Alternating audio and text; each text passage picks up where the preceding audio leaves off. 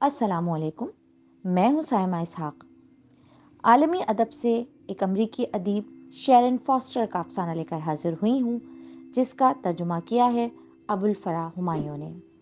अफसाने का उन्वान है हैरत अंगेज।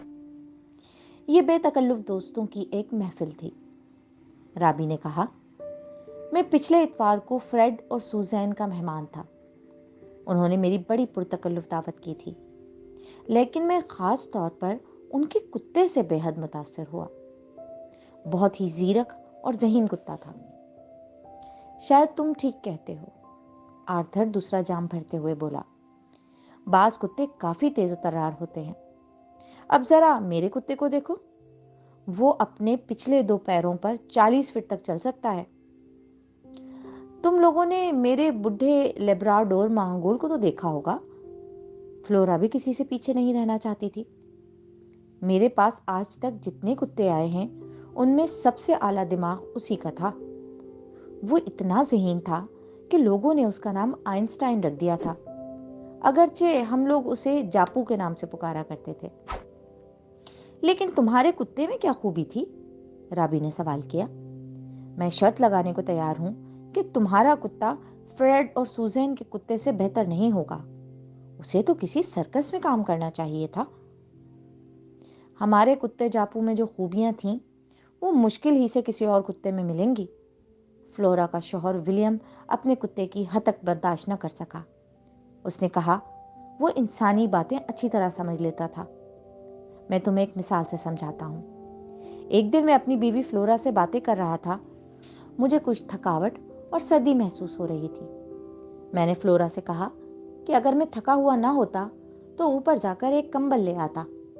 अभी मैंने इतना ही कहा था कि जापू उड़ गया, और 2 मिनट बाद जब वापस आया तो उसके मुंह में कंबल दबा हुआ था। कंबल उसने मेरे पास रखा और खुद आग के करीब बैठ गया।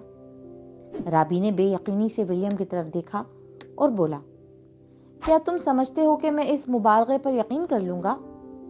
अगर वाकई कुत्ता ऐसा है तो वो अपनी नौ का अफलातून और अरस्तू होगा, जो 5000 साल में एक बार पैदा होते हैं। तुमने शायद फ्लोरा की बात ध्यान से नहीं सुनी, विलियम बोला।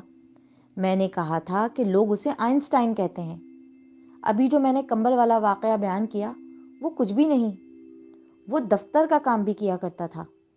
विलियम अपने कुत्ते की तमाम खूबियां गिनवाने पर तुला हुआ था। दफ्तर का काम? सबने एक जबान होकर पूछा। हाँ हाँ, विलियम ने उन्हें बताया। जापू तमाम कागजात अपने दांतों से पकड़कर दफ्तर की गाड़ी में रख देता था।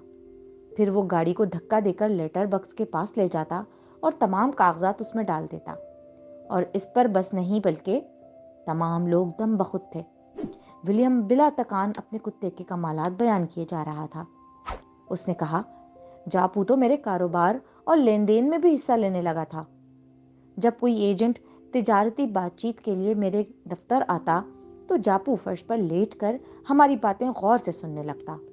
यहाँ तक कि वो एजेंट के पेश किए हुए नमूनों और निरखों पर भी नजर जमाए रहता।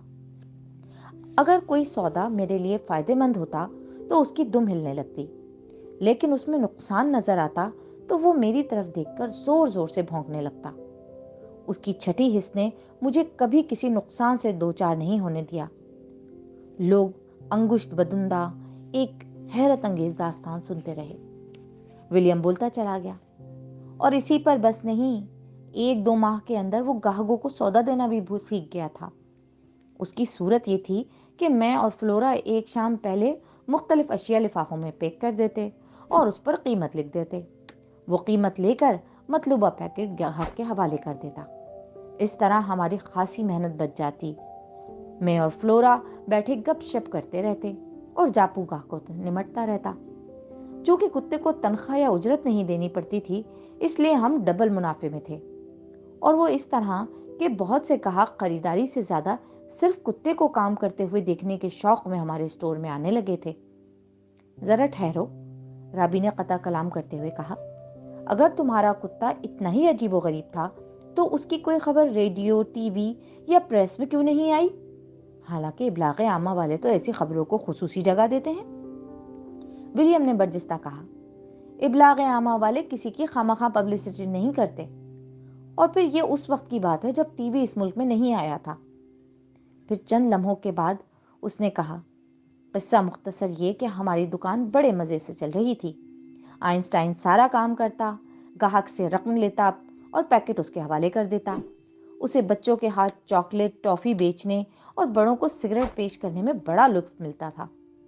اب تم کہو گے کہ وہ لکھنا پڑھنا بھی سیکھ گیا تھا اور وہ کیش رجسٹر اور گوشوارہ بھی لکھ لیتا تھا۔ رابی نے اپنی طرف سے ولیم پر طنز کیا، لیکن اس نے ذرا برابر بھی برا نہیں منایا، بلکہ کہنے لگا، شاید وہ دن بھی آ جاتا، لیکن ایک دن فلورا نے اسے گولی مار دی۔ ارے، ایسے مفید اور عجوبہ روزگار کتے کو تم لوگوں نے مار ڈالا؟